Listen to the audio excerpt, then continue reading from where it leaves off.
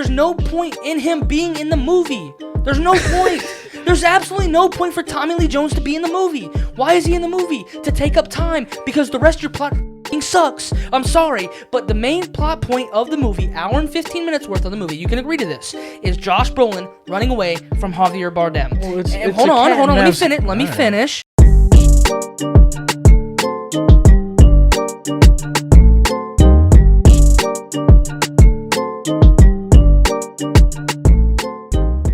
Now let's get into probably the heated part of the show, because we have watched a movie titled No Country for Old Men.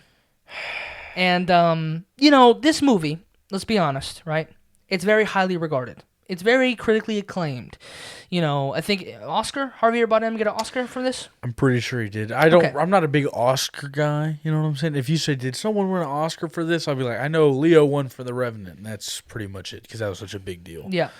So, it's critically acclaimed. It's like 90% all across the board on Rotten Tomatoes. It's great. It's good. It's great for the first hour and a half. Okay, but you want to get into it a little bit, because you want to say something about the movie after I say something. So let me say something first, and you can respond. So before anything gets said negatively about it, it's not told in a conventional way, or at least the narrative is not displayed in a conventional story. That's always the sign for a supporter of a bad movie. Not necessarily. It's not told in a conventional way. It's like you don't understand it. No, there's definitely layers to it that you can definitely rewatch it, do some research on it, and go, okay, because I didn't understand it when I first watched it. I didn't understand it when I watched it the first 4 times. I had to watch YouTube videos, do research, and be like, oh, okay, this is actually kind of crazy. Watch it again and be like, this is decent. This is more than decent. It's close to a masterpiece.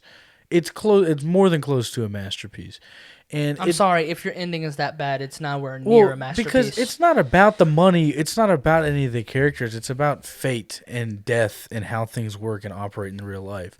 Anton Chigurh is a symbolic reference of death. That's what he represents. He wears the black clothes. He's got the hood as his hair. It's like the bowl cut. It's like a hood. You know what I'm saying? And it's a complete chance system. That's why he uses the coin.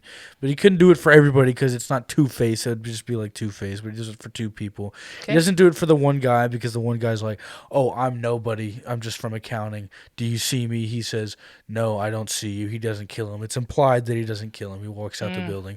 It's implied that he kills the girl at the end because he checks his boots for blood, make sure that there's no tracks or anything, leaves it. But because she refused to play, that's why he killed her, because he's like, oh, I'm a psychopath. I'm going to operate on this fate, this one moral routine. He's always talking about morals and stuff. Yeah. I have no problem with anything what you just said.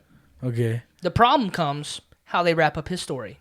He gets hit by a car. That's the whole problem with the movie. No Country for Old Men was a 10 out of 10 first hour and a half.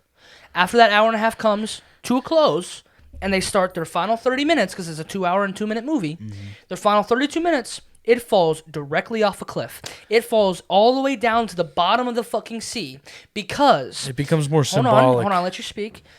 Because...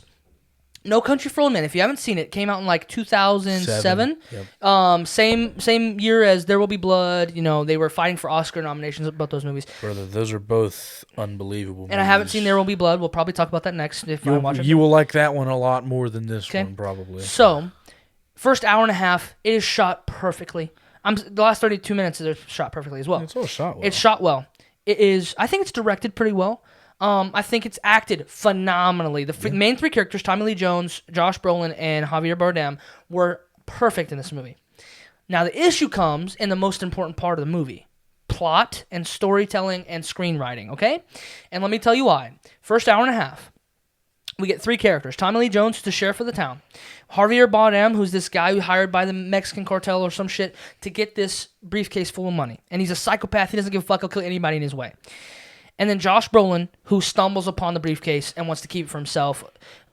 It's like a catch me if you can situation. People are chasing after people. People are running from people. It's pretty cool premise. Pretty cool premise in the old Texas landscape. It's pretty cool.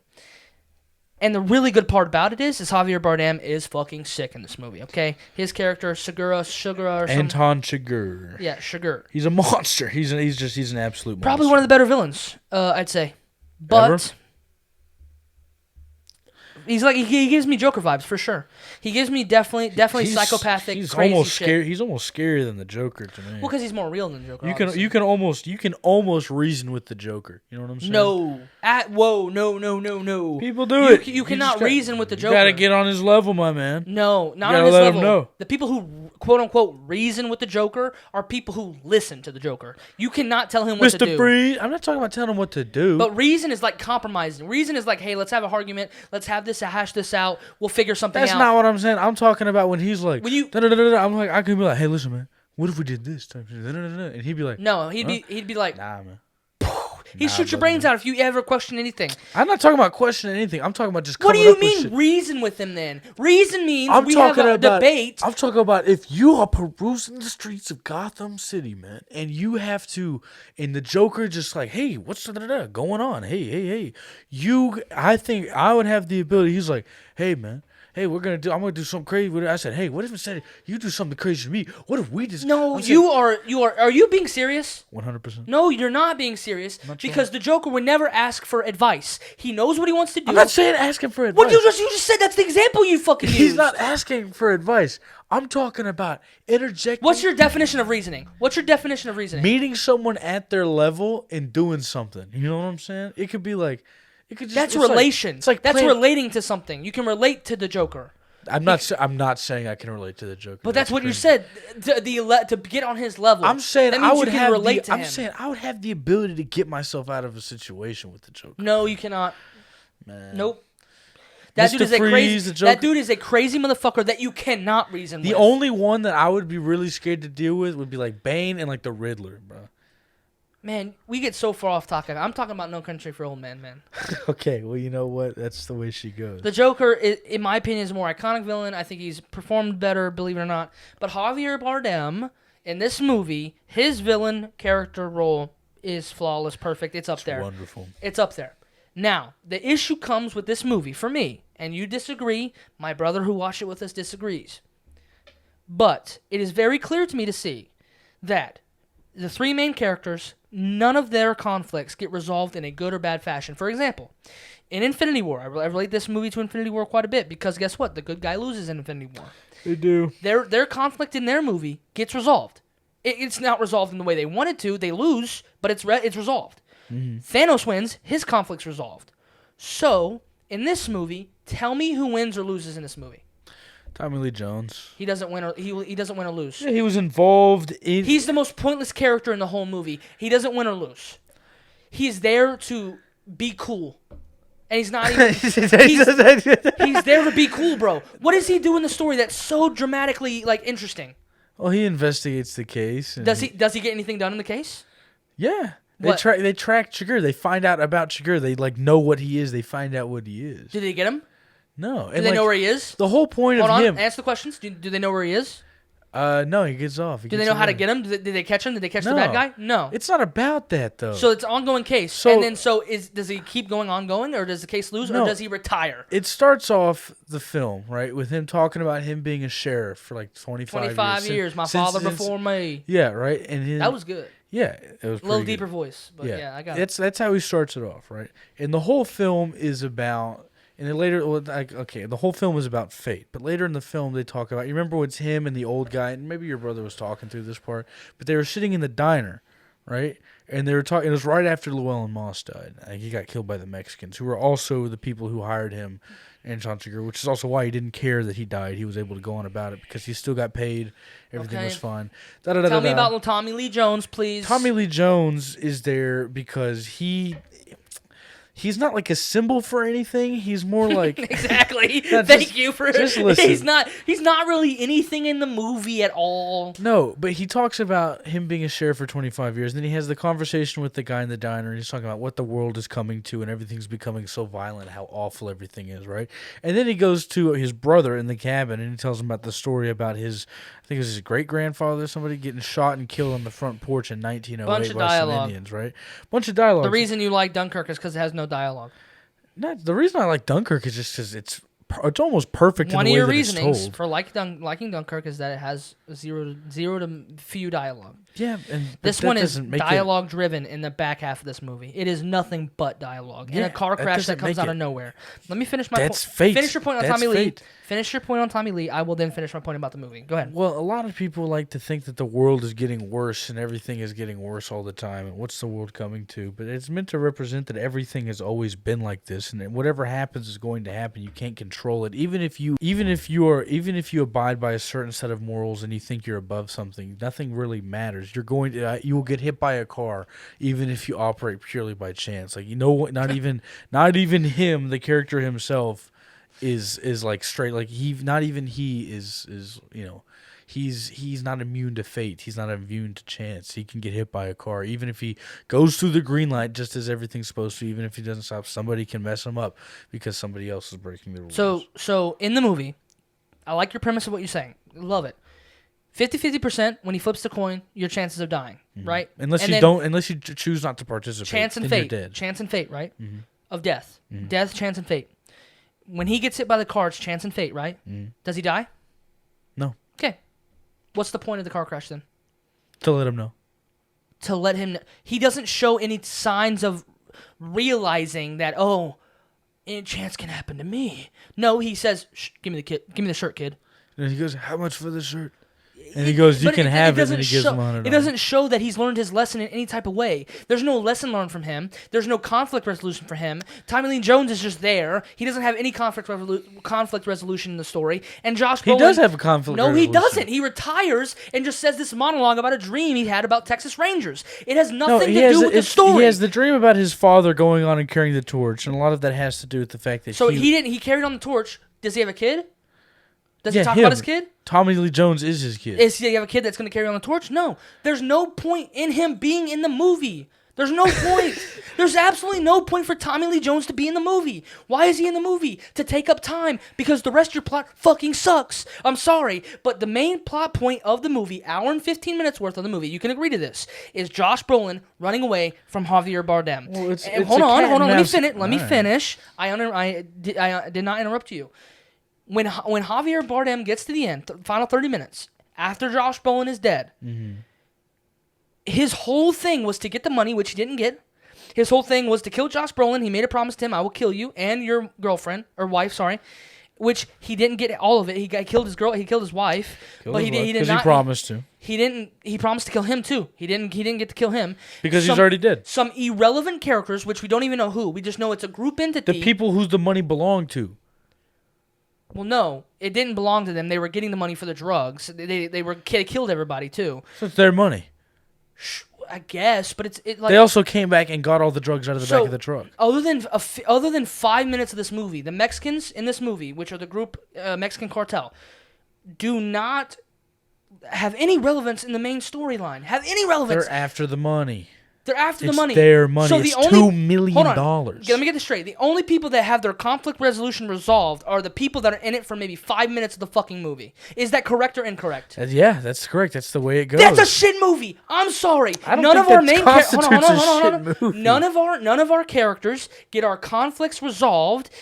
Our main characters, none of the three main characters, not even the wife, none of our... It's just pointless. It's just, hey, this is the story. We're not even going to focus on the people who win or lost. We're going to focus on people who just didn't win or lose. That's Tommy Lee Jones. He retired, and he finally found something that he didn't understand. He met what he didn't understand. Everything that he was talking about in the movie, he finally was like, okay, yeah, well, things have always been this bad, and I finally ran into something I didn't understand. Then he talked about his movie. His father died before he did. You know what I'm saying? And that's why he kept going, because he's still making fire. He's still camping, you know what I'm saying? And he kept going because he's been Tommy Lee Jones retired because he couldn't catch Javier Bardem. Correct. Horrible way to end that character. I don't think so. I really don't think so. And to end that character... So, the closest resolution to a character we got was Tommy Lee Jones, correct or incorrect? Yeah.